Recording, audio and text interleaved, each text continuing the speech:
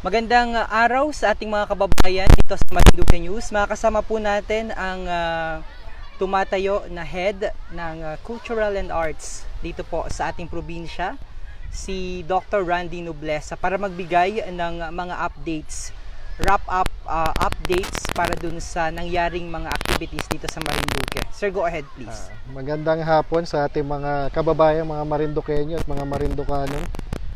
Patapos pa lang yung ating ginawang outreach ng Sentrong Pangkultura ng Pilipinas.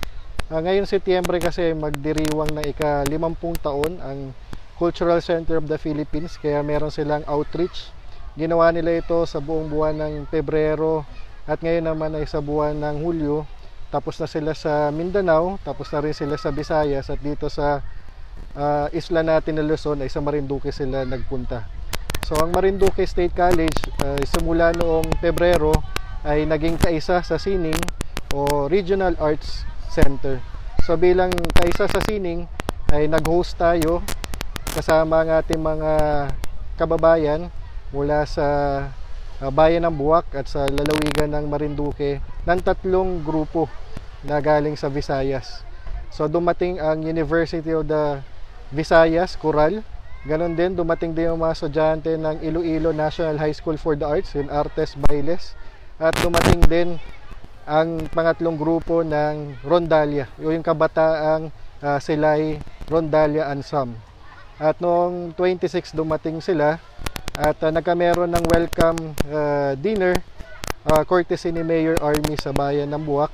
At nagkameron din ng traditional na putong ang mga kaguruan natin mula sa Don Luis Hidalgo Memorial School at ganoon din sa Marinduque National High School at sa Marinduque State College na putong group. Kinabukasan noong Sabado ay nagkameron ng lecture demo ang ating mga 3 grupo mula sa Visayas, mga counterpart natin na Regional Arts Center, kaisa sa Sining, sa Casa Real, sa 2nd floor. At pagkatapos nito ay nagkameron sila ng blocking at rehearsal. At noong alas 6 ng gabi ay nagkameron sila ng pagtatanghal na pamagat ay Pagsauli.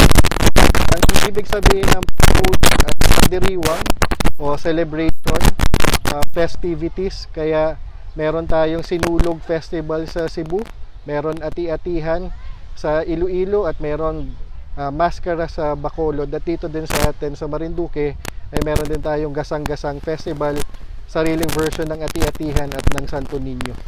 So marami tayong kaugnayan sa mga Bisaya, kaya naman tayo ay natutuwa na sila ay nagpunta dito para magtanghal. Sir, ano po yung output ng lecture ng So bilang kaisa sa Sining Regional Arts Center, ang pangunahing layunin nito ay magdiwang ng ating sining at kultura. Makita natin kaugnayan natin sa ibang mga isla sa Visayas. Dahil ang Marinduque ay nasa puso ng Pilipinas, ang mga tao dito ay merong puso para sa sining at kultura. Kaya ang ating output ay makapanood din natin mga kababayan, isa sila ang pumunta sa Sentrong Pangkultura ng Pilipinas para magkameron ng konting inspirasyon sa mga kababayan natin dito sa atin Marinduque. Sir, baka sa mga susunod na araw meron pa po kayong mga activities sa inyo pong organisasyon. Please go ahead, invite our kababayan.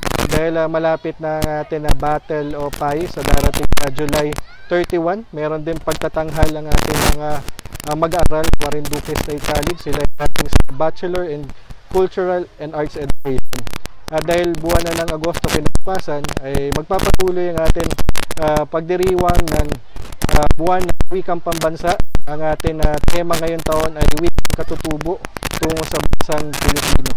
At magkakameron tayo muli ng tertulyang pangwika sa ganap na ika-13 ng Agosto, unang araw ng pasukan para sa 2nd semester ng MSc. At para po sa mga, kung may mensahe po kayo para sa mga kabataang Marinduqueño na inclined sa culture and arts. Gusto ko rin kunin yung pagkakataon para mahikayat ang ating mga kabataan sa Marinduque na merong talento sa musika, sa pagsasayaw, sa pagtatanghal.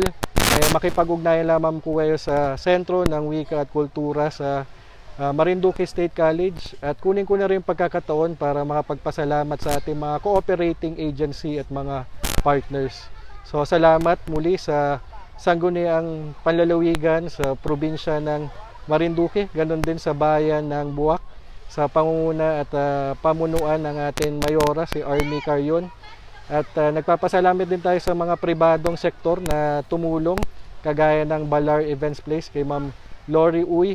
Nakatulong din ang Doughboys ni Ma'am Rosalinda Castro, 10 ng sining at kulturang Pogpogenyo. Nagpapasalamat din tayo syempre sa bayan ng Torrijos sa paglalaan ng panahon at pagkain para sa ating mga performers. So nasa 46 na ating mga performers galing sa CCP at sa 3 regional art centers sa Visayas. Kaya 10 po nila ay nagpapasalamat po ang kaisa sa Sining Regional Art Center sa Marinduque. Maraming salamat sa lahat, at asahan nyo patuloy ang ating tangkilik sa sining at kultura para sa susunod na taon na 2020 ay magdiriwang tayo na ika-100 taon ng pagsasarili o otonomiya ng Marinduque. Okay. Maraming salamat po sa pagpapaunlak ng panayam, Dr. Randy Nobleza, ang direktor ng Sining, Wika at Kultura dito po sa ating probinsya sa Marinduque State College, at miyembro din po ba sa aking pagkakaalam kanina, natayo din po miyembro ng mga aktibidades ng CCP at NCAA dito po sa Marinduque. Maraming salamat sir sa patuloy na pagmamahal at pagpapayabong ng sentro ng kultura, ng sining at arts dito sa ating lalawigan. Muli po, ito po ay live na kuha dito naman po sa Puctoy White Beach, Torrijos, Marinduque. Sakto, nadyan na rin yun.